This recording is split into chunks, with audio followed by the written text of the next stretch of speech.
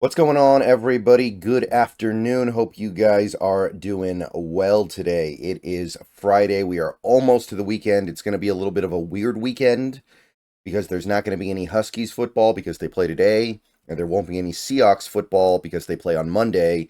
But it's still going to be a weekend. We are almost there, and we got to go over this Friday practice report, which I'm just going to go ahead and say right now, not the greatest of news so far.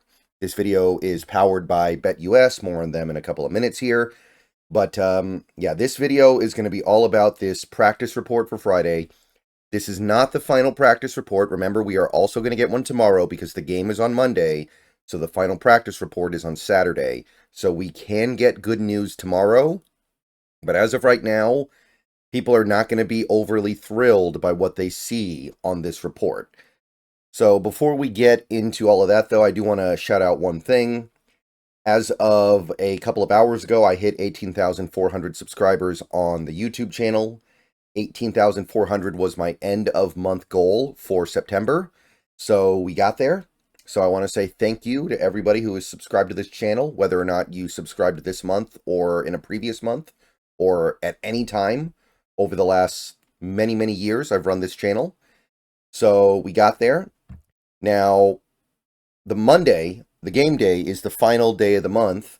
If we could maybe blitz past this goal all the way up to 18,500 by the time the Seahawks-Lions game kicks off on Monday, I think that would be a good omen.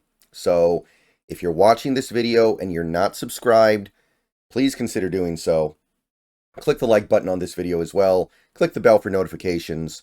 Consider becoming a channel member for $2 a month. Do all that as well. But if we could get to 18,500 before the end of the month, before kickoff in Detroit on Monday night, I think that would be a really, really positive sign that the Seahawks are going to go into Detroit and pull off that upset.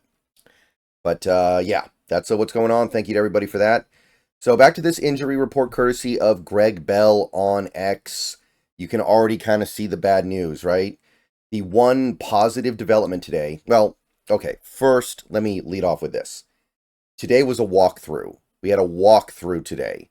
So we don't actually know what the participation would have been if they had a real practice. We don't. This is an estimate. So maybe reality would have been better than the estimate they provided.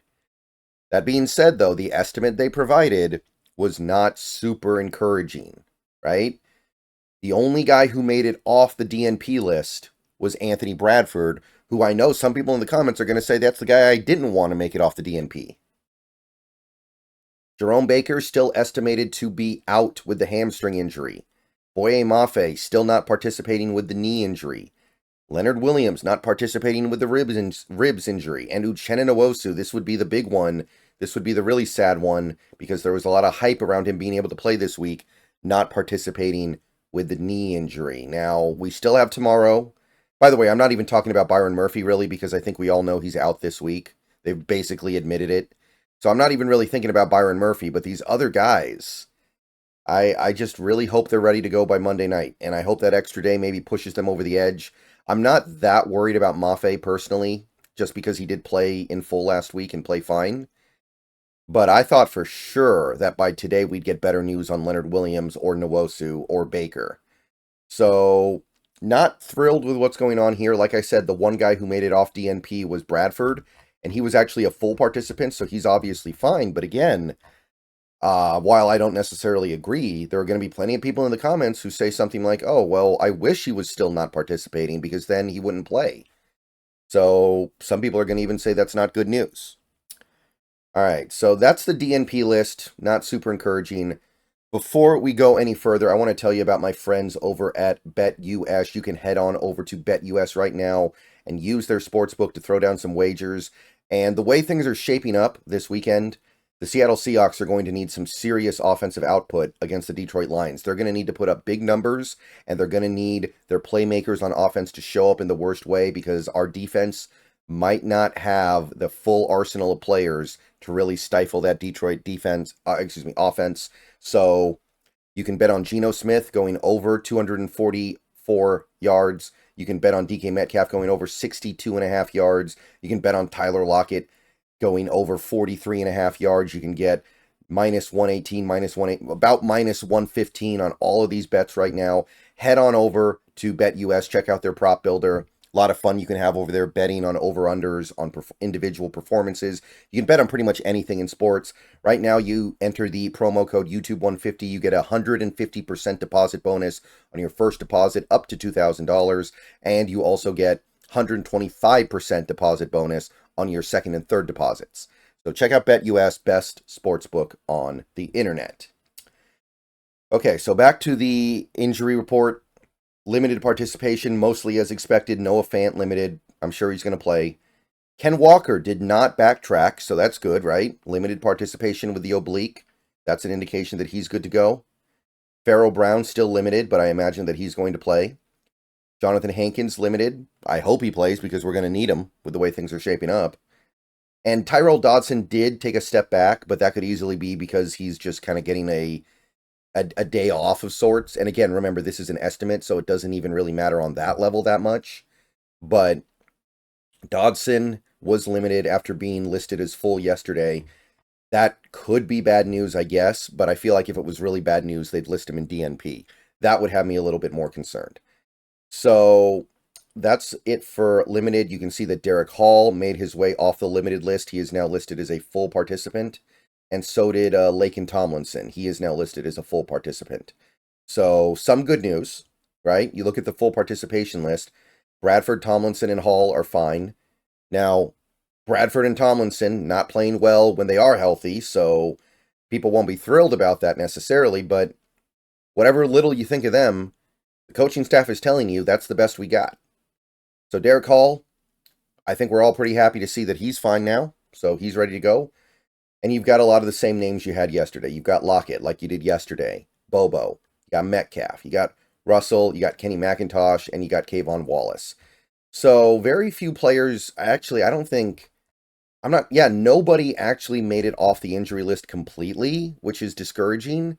We did get some positive movement on a few of these players. So I think that there's a little bit of a silver lining. But the stuff we needed, man. We got a little bit of a issue here. So right now, and again, tomorrow is the saving grace, right? Tomorrow could come in and make us all feel a lot better.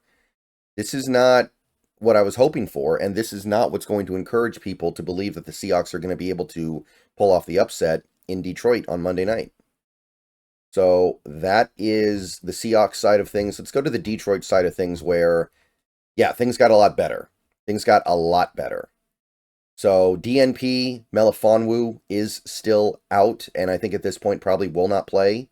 We already know about Ragnow. He's not playing, so that doesn't really affect us one way or the other. We've known that for a couple days now, I think. But you can see, you've got Sam Laporta, goes all the way from DNP to a full participation. That is a very good sign for his ability to play, right? And Dan Skipper's not even listed on the injury report anymore. And Dan Skipper's a guy who... yeah, normally it wouldn't really matter that much one way or the other, but with Ragnow out, Skipper might be asked to play, so now it looks like they're going to have him. So that's a step in the right direction for a now relatively important player. And you can see how quickly the Lions injury report has cleared up this week. And this was not a walkthrough on the Detroit side. This was an actual full practice, according to everything that we know. So it doesn't seem like the Lions are having the issues that some people thought they would this week. Ennis Rakestraw still limited. He was limited yesterday. But you go back down to full participation, you'll notice Brian Branch, full participant with a concussion. Now, I want to caution people, that doesn't necessarily mean everything's okay. If he's still in concussion protocol when game day comes, he cannot play, even if he's able to fully participate in practice. But this is obviously a good sign for him. And if they have Branch, not having Melifonwu is not really that big of a deal anymore because Melifonwu is Branch's backup, nominally. So not having Melifonwu becomes kind of a non-issue if Branch is okay. Now, I wouldn't say that Branch is okay yet until he actually clears concussion protocol, but this is an indication that he's making strides and may be able to play Monday night. And look at the names who came off the injury list completely. Aleem McNeel, that was a big, important player for them this week. Now he's not even listed. Levi Onwuzurike, very important. No Davenport now. We know they don't have Davenport. They needed Onwuzurike. Now he's not even listed on the injury report. And very important linebacker for them, Alex Anzalone, who they really need because they don't have Derek Barnes. So a lot of things went right for Detroit on the injury report this afternoon, and you can't really say the same about the Seahawks. So this is not going in a great direction for Seattle right now. Obviously, we still have one more day of practice to sort things out, but this is not super encouraging if you're a Seahawks fan right now. I'm sorry, but that's just the reality. So I'm going to go and get out of here. There might be another video later today. I am going to stream the Huskies game in a couple of hours, so keep an eye out for that. But yeah, we as Seahawks fans are not particularly thrilled about the way this week is shaping up health-wise. So it really is going to take that superhuman effort from some of the offensive playmakers to overcome this. Because as you can see, most of the players that are in danger of missing this game are on the defensive side of the ball. All right, see you guys later. Go Hawks.